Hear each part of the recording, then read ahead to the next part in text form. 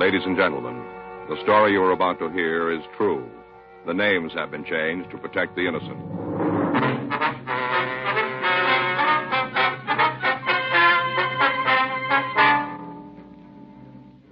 You're a detective sergeant.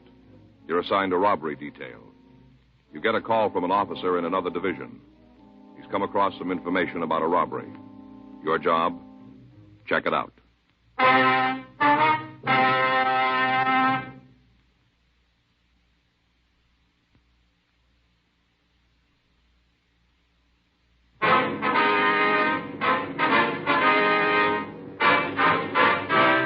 Dragnet, the documented drama of an actual crime. For the next 30 minutes, in cooperation with the Los Angeles Police Department, you will travel step by step on the side of the law through an actual case transcribed from official police files. From beginning to end, from crime to punishment, Dragnet is the story of your police force in action.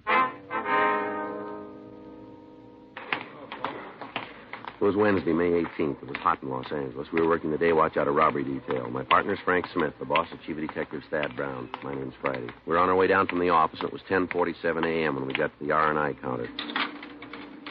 Coke machine. I don't see him. No? It's quite a gadget, huh, Joe? What? A machine here. Real piece of work. Sure is. Here you are. Thank you. You stop and figure, Joe. All the wires in there, levers. Must be a couple hundred wheels. Yeah. Johnny say why he wanted to see us? Mm-mm. Yes, sir. There must be 4 or 5 miles of wire in that thing. Yeah, at least. Why do you think he did it, Joe? What? Invent the machine. I don't know. Maybe he just liked to invent things. No, I don't think that's it. What's your idea? Well, a guy'd have to spend a lot of time to build something like this. Maybe a couple of years. Yeah? Figure now a person just has to step up, put a coin in, cup drops down, syrup pours in, seltzer, way it's all measured out. Yeah, a guy'd have to spend a lot of time on that. Yeah, I guess so. Sure. Got to be a good reason for thinking it up. Well, what's your idea? I don't think you could find a bottle opener. Yeah, sure. Joe? Frank? Hi, John. Oh, hi, John. Sorry I'm late. I got a call on my way out. No trouble. What do you got? Picked up a kid day before yesterday, carrying a can full of grass. Mm-hmm. Pretty rough kid when we tagged him. Wouldn't give us the time of day. How old is he? 17, just under the line. Uh-huh. We got to talking to him last night, started to relax. Guess he knew he was in trouble. Yeah. One thing led to another, and the kid ended up talking pretty good. What did he give you? Rumbled about his brother. Got big plans. Yeah. And a knock over a loan company.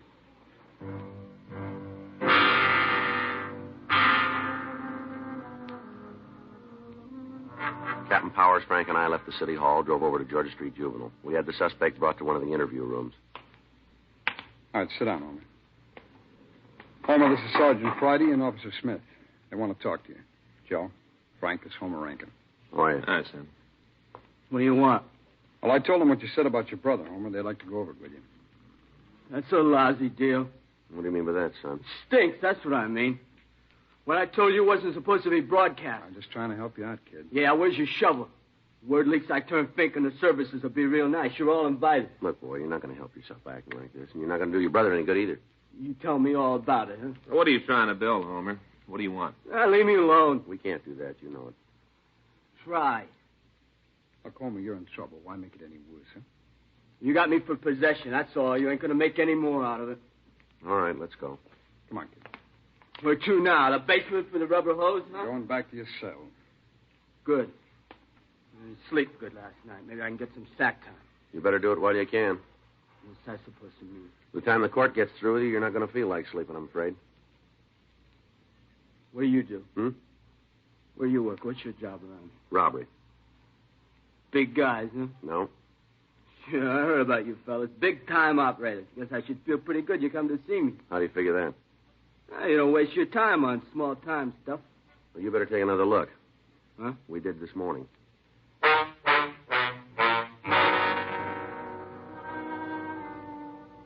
We sent back to Captain Powers' office and got the name and address of the subject's brother. 12:10 p.m. We drove back to City Hall and had the name checked through R&I. Here you are. Thanks, Helen.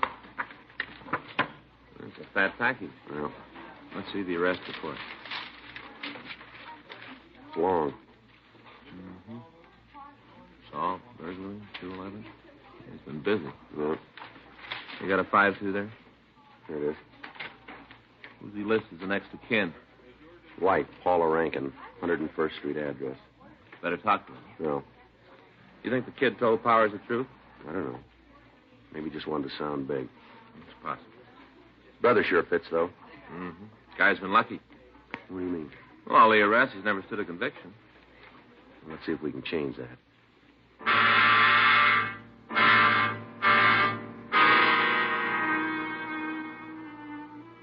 We got a copy of the suspect's mug shot, and we went out to see his wife. She lived in one of the new housing projects on the south side of the city. Yeah, Ms. Rankin? that's right. Police officers, we'd like to talk to you. Well, I don't know anything about the marijuana. Kid got it someplace. It's his problem. I got enough of my own. We'd like to talk to you about your husband. Tim, That's right. come on in. Thank you. Want to sit down? Thanks. This is my partner, Frank Smith. My name's Friday. Yeah. Now, what's the beef about Tim? Is he here? No. You know where he is? No, I don't. When'd you see him last? A couple of days ago. Is he out of town? I don't know. Couldn't care any less. Do you have any idea where we can get in touch with him? Listen, mister, if I knew, you'd have it. I got nothing to save him from. As far as I'm concerned, he can boil. Is that so? Yeah. Since the day I met him, I've been carrying the economy size of trouble. Week goes by and he ain't pinched. It's a cause to get arrested for shooting off skyrockets. Hmm. Always something. I'm tired of it. And I'm through with him. Never see him again. I ain't going to cry about it. You got any other relatives in town? Just the J.D. Ma'am? The kid, Homer. It's the only one. Boy lives here, is that right? He's got a bed. Don't use it much, like his brother. All the time out trying to get himself hung up. Never seen such a trouble family. Mm-hmm. Any place your husband might go? I told you before, if there is, I don't know about it. Does he have a job? Tim? Yes, ma'am. Honey, if you got paid for goofing, Tim could retire. Only thing wrong is he ain't got nothing to retire from. He doesn't have a job. That's the general idea, yeah. Where's he spend his time? Ain't around here. Well, where, do you know? I don't know. Guess it'd be the hot dog stand. A couple of times when I needed some money, I caught up with him there. Where's the place? Down on 114th, a couple of blocks over. You can't miss it. It's one of those all-night places. Mm-hmm. Your husband have any close friends? And what do you mean, close? Well, people he spend time with. Yeah, a couple of guys fit that. You know their names? No. You ever seen them? Yeah. One of them was here once. I saw him. Can you give us a name? No, I don't remember. Me and Tim had a beef about it. I came home and found him and this bum crocked on beer. Had a beef about it and ended up with both of them leaving. Can you describe the man for us? He's a man. Got a head, 2 arms, 2 legs. That's all you can tell us? Yeah. All right. Thanks for the time. Don't worry about it. It's free. Mm-hmm. I'm going to leave you a card. If you hear from your husband, we'd appreciate a call. Sure. Well, don't hold your breath. Isn't likely he'll come back this time. All right. Can you tell me what it's about? It's a police matter. It'd be better if we talked to him personally. Can I get you anything? Drink, maybe? No, thanks. No, thanks. Too bad. Sometime when you're in the neighborhood, you know, not working, drop in. I'll pour you a drink. Yeah, sure. No, I mean it. Girl gets lonely just sitting by herself. The company'd be nice. Mm-hmm. You're not married, are you? No, ma'am. That's nice. You drop by now. Anytime. You bet. Thanks again. Goodbye, Miss Rankin. Bye. Hey, Joe. Just do me a favor, will you? Well, sure, old buddy. What is it? Be quiet.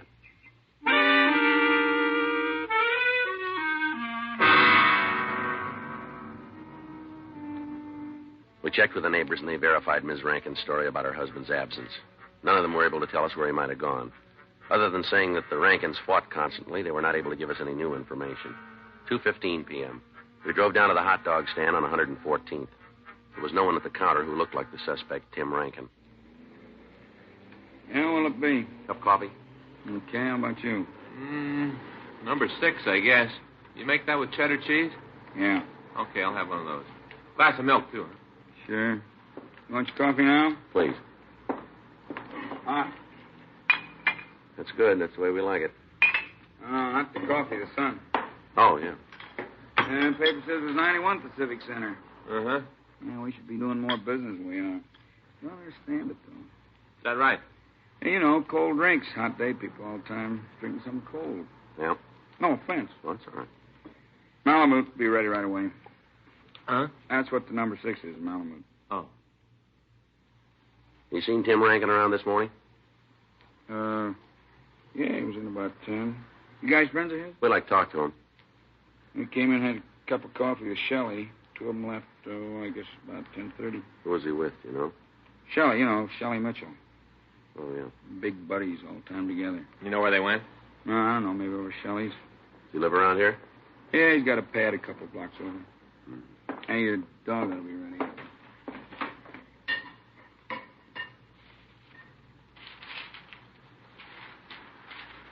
You know the address of that place? Mm-mm. I've never been there. Heard the two of them talk about it, though. This guy Mitchell work? No, I don't think either one of them do. Mm-hmm. Want to leave your names? Guys come back, I'll tell them you're here. Well, it'd be better if you didn't say anything about it. Why not? We're police officers. Both of you? That's right. Sure never guessed it. Mm-hmm. Cops. Never would have known. You look just like anybody else. Mm-hmm. What are you after Tim and Shelley for? I bet it's a loan company job, huh? Huh? Is that it? What do you know about it? Oh, look, mister, I didn't have any part in the action. I just heard them talking. That's all? Yeah, gospel. I didn't even think they were serious. If I'd known they meant it, I'd have called the cops myself. I don't want to get mixed up in nothing like that. Not me. I ain't about to put my neck out. What'd they say about the job? Oh, just they're going to pull it. All the time I thought they were kidding, talking big. I sure never figured they'd really do it. What's the name of the company? Huh? That place they talked about, what's the name of it? Timely Loan Company over on Western. They say when they were going to make it? I talked about Monday afternoon. I guess they decided not to wait, though, huh? Yeah. Either one of them drive a car, do you know? Yeah, Shelley does. I don't think it's his, though. You ever seen it? Yeah, a couple times he's had it there. What kind of a car is it? Pontiac, 4-door. Happen to know the license number? No, sorry, fellas never paid much attention to it. Either one of them say when they'd be back? No, it could be any time, though. They come and go. You know if this Mitchell's ever been arrested? I can't give you an answer. Never heard him talk about it. Mm-hmm.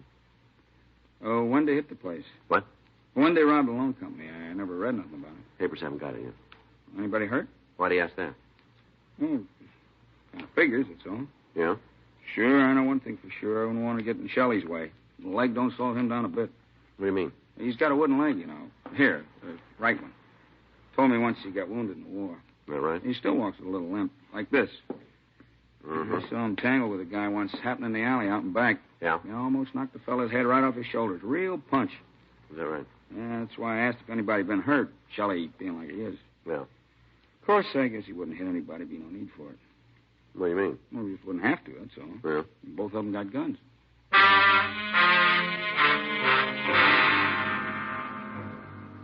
Frank and I arranged for a stakeout on the hot dog stand, then we went back to City Hall and ran the name Shelley Mitchell and his description through R&I. We came up with a possible that looked good.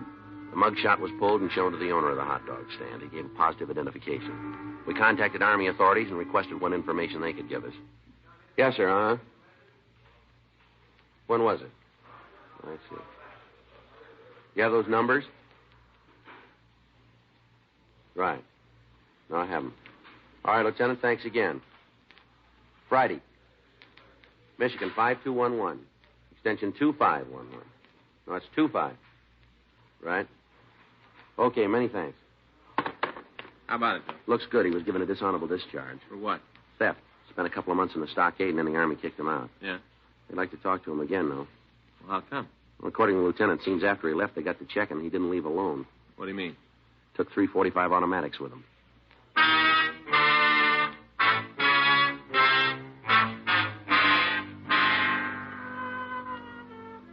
An immediate check was made at the last place listed in Mitchell's package, but he'd moved and left no forwarding address. Additional officers began to canvass the area where he was supposed to be living. Local broadcasts and APBs were gotten out on both suspects, and a stakeout was set up on Tim Rankin's home. That afternoon, we met with Captain Donahoe, and it was decided to put a stakeout on the loan company. 4:50 p.m. Frank and I were leaving the office to make the necessary arrangements. You got the mug? Yeah, we better get on it right away. Yeah. Hot shot.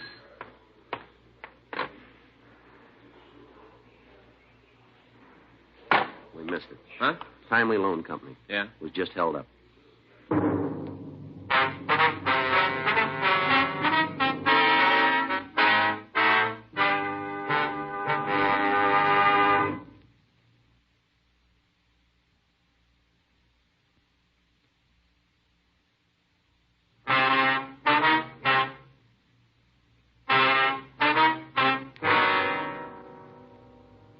Frank and I left the office and drove out to the Timely Loan Company on Western Avenue. By the time we got there, a radio card answered the call, and the officers were checking the neighborhood. A broadcast had already been gotten out carrying their description. Frank and I talked with the manager, a Mr. Richard Conover. Is there anything we can do for you, sir? No. Why don't you take a look at some pictures and see if you can recognize the holdup man? I have to? Well, it'll help us. All right. Here they are, sir. No, they're not here. You sure? I looked at them. You haven't got a picture. Would you mind going through them again? I'll be honest with you. I'd like to see you get the two men, but the money's insured. I'm not going to put my family on the block for it. I don't think I understand. It's just that I believe them, that's all. What do you mean? On the way out, they told me, said if I helped the police, they'd find out and make me sorry for it. Yeah. Said they'd get my family.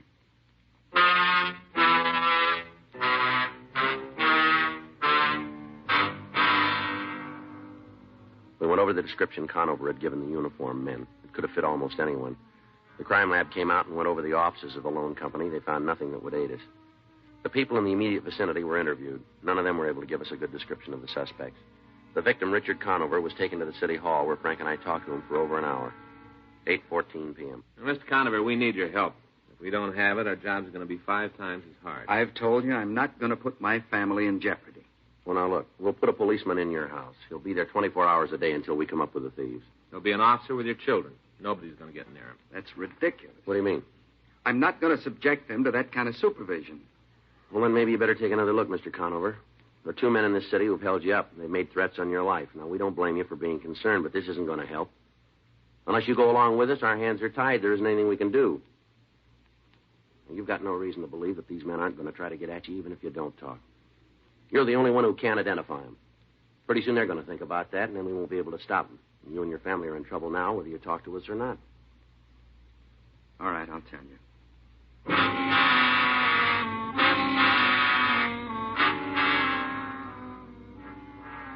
The suspects were positively identified as Timothy Rankin and Shelley Mitchell. Additional bulletins were gotten out on the 2 men, and the search for them was intensified.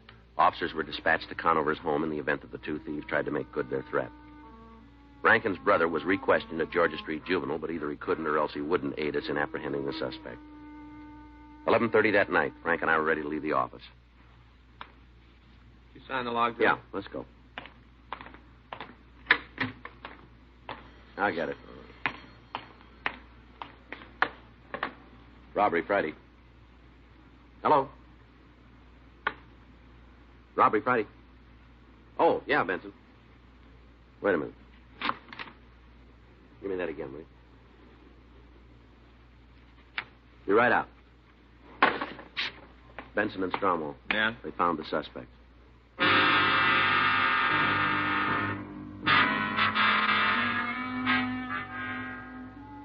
In canvassing the area around the hot dog stand, officers Benson, Stromwell, and Herman had checked a hotel.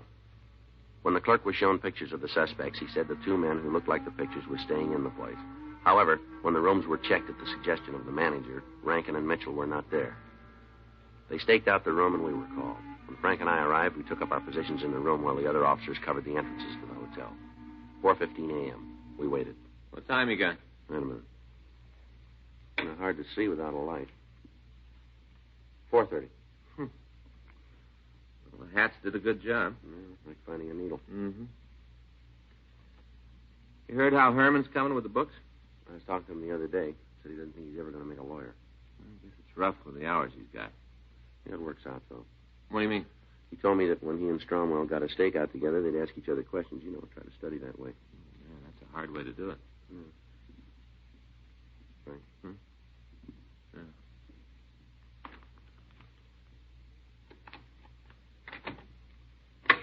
All right, Mr. Holder, right there. I'm doing like you say. I'm not going to cause no trouble. Turn around, face the wall. Yes, sir, just like Come you on, say. move. Hands up on the wall. Yes, sir. I'm doing it just like you said. I'm not rough. Here you are, Joe. Where'd you get this gun, Rankin? Shelley gave it to me. That's the truth, honest, mister. I got it from Shelley. All right, put your hands behind you. Yes, sir, right behind me.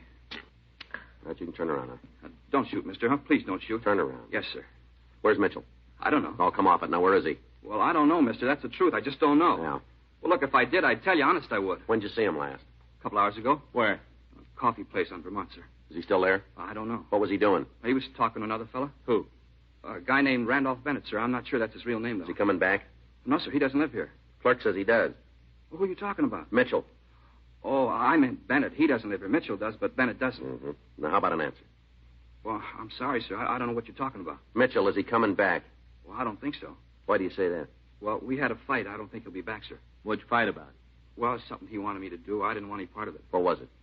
Well, he said if I didn't go along with him and Bennett, they'd kill me, and I didn't like the deal. What deal? Well, him and Bennett, they got a caper planned. I was supposed to go with them, but I didn't want to, sir. Honest, that's the truth. I really didn't want to. Yeah. You see, I was supposed to steal a car for him to use, and the more I thought about it, I didn't want to get in any more trouble than I am now. The two of you hit the loan company this afternoon?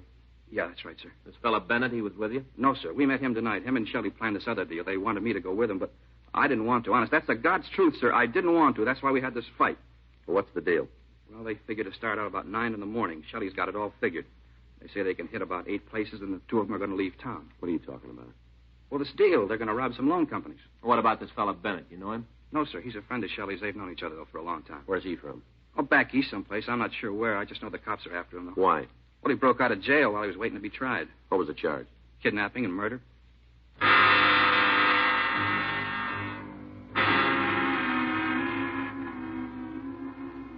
We left the hotel room and picked up the other officers. We had Tim Rankin point out the coffee stand where he'd last seen Shelley Mitchell. And then we called a radio car and turned Rankin over to the uniformed men. While Benson, Stromwall, and Herman covered the rear entrances of the place, Frank and I went in the front door. There they are, Joe. Halfway down. Yeah, let's go. Oh, I should have known you guys always talk big when it comes to doing something back down. A lot of fun kids around like that. We don't have to take... Yeah? You guys got a license to listen? Shelley Mitchell?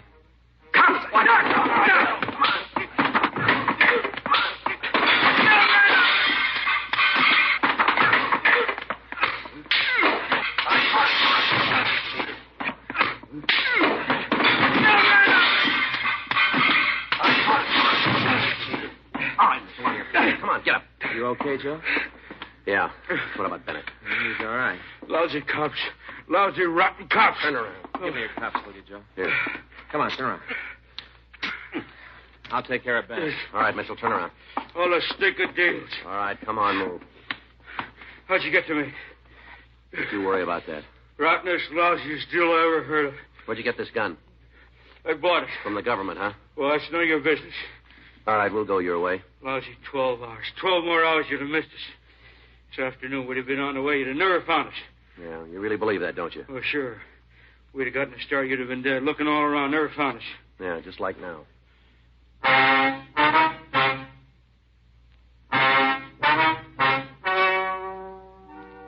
The story you have just heard is true. The names were changed to protect the innocent.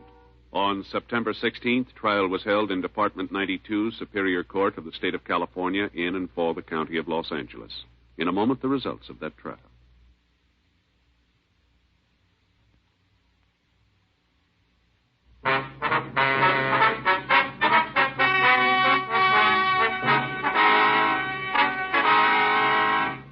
Homer Norman Rankin was referred to juvenile court and, after a hearing, was made a ward of the state. Timothy Alfred Rankin and Shelley Vincent Mitchell were tried and convicted of robbery in the first degree, 1 count. They received sentence as prescribed by law. Robbery in the first degree is punishable by imprisonment in the state penitentiary for a period of not less than 5 years. Randolph Bennett, alias James Virgil Nicholson, was held for New Jersey authorities to answer charges of murder, kidnapping, and escape.